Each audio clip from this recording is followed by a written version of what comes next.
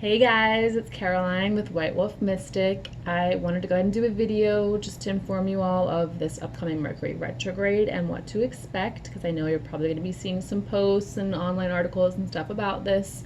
So Mercury is going to be stationing retrograde in Leo on Sunday, July 7th.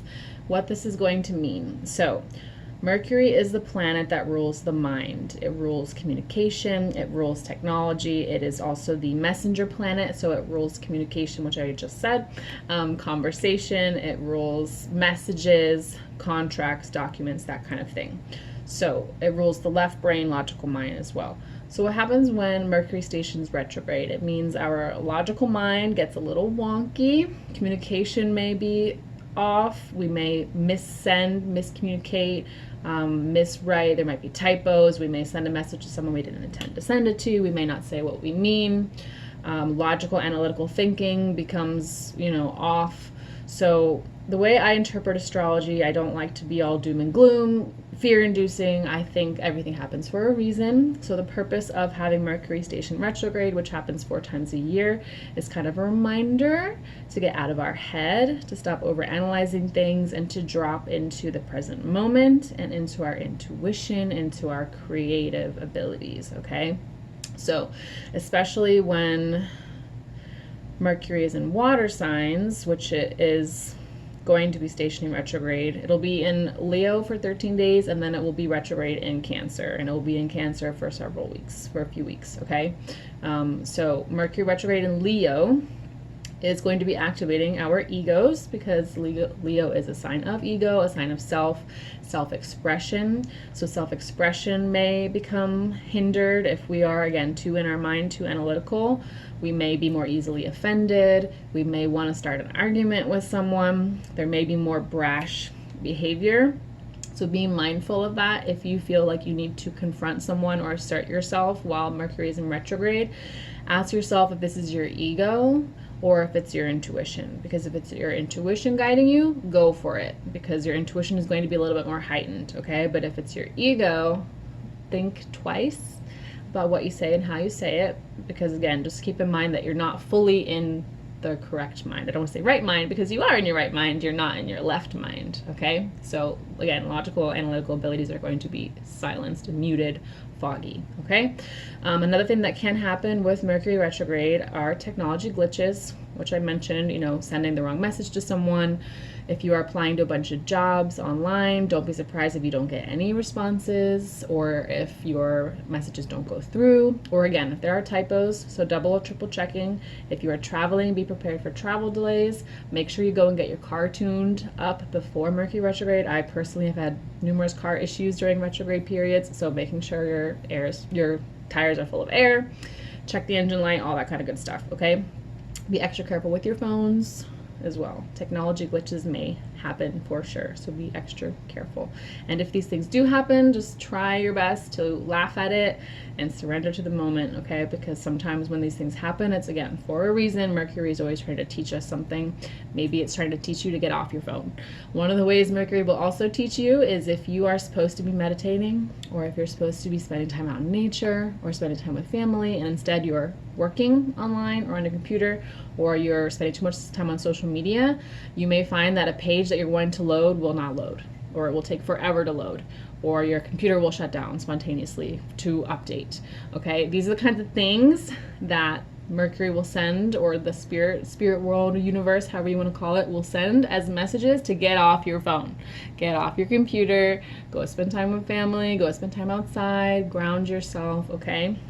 So think about, if we didn't have Mercury retrograde periods, which I mentioned for a year, we would all burn out. We would burn out, we would overwork ourselves, we wouldn't prioritize the important things, right? We'd let our egos take over. So these periods of time are kind of a reminder, especially in Cancer. So to go over Cancer season here, we are Sun in Cancer right now.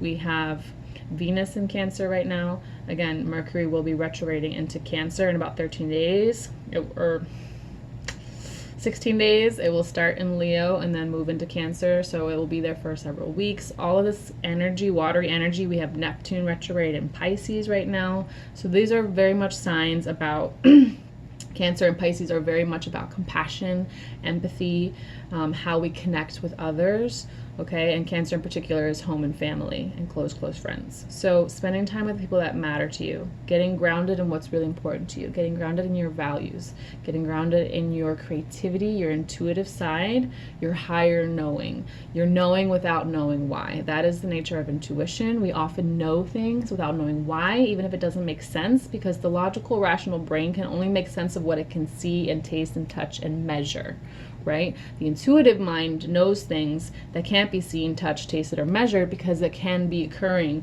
a whole galaxy away. It can be occurring thousands of miles away. So the intuitive mind is much more expansive and has access to more information. It just can't yet be measured by the logical, rational brain.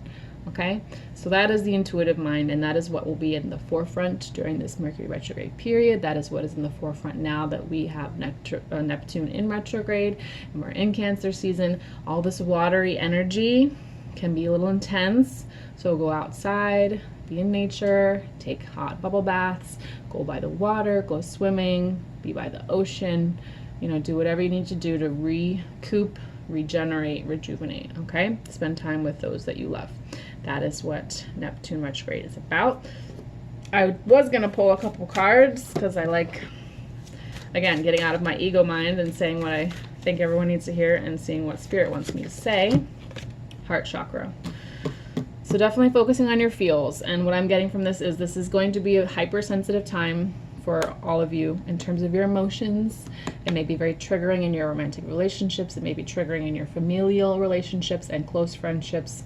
So whatever it is triggering, try and just be open and ask what it's teaching you, because we are also in eclipse season, which is very intense energy as well. We had our new moon in Cancer solar eclipse on July 2nd, and it will close out with a lunar eclipse in Capricorn on July 16th, okay? So very intense energy during these next couple weeks, very potent energy for manifesting what you want. Eclipse season is all about aligning you with your purpose, okay? So whatever it is bringing into your life is very significant in aligning you with your purpose, and be mindful of the themes, the messages that are coming through, even if they're subtle, and whatever it is taking out of your life is also helping to align you with your purpose. And again, eclipse season does tend to be permanent. These are permanent life-altering changes. So also being aware, whatever the eclipse season is taking out of your life, it is serving your highest good, even though it may be painful. So very intense energies that we're in right now. Ground in your heart chakra, heart space. Do whatever emotional healing you need to do. That groaning is my dog in the background who is napping and snoring. Okay, positive-minded people. So surrounding yourself with people that make you feel good. Again, this is all Cancer energy, right? Cancer is the sign of nourishing through human connection, through relationships, right? Cancers thrive on their close, intimate relationships. So this is what will be nourishing for all of us right now. And healing. Okay, healing and breathe is what I got.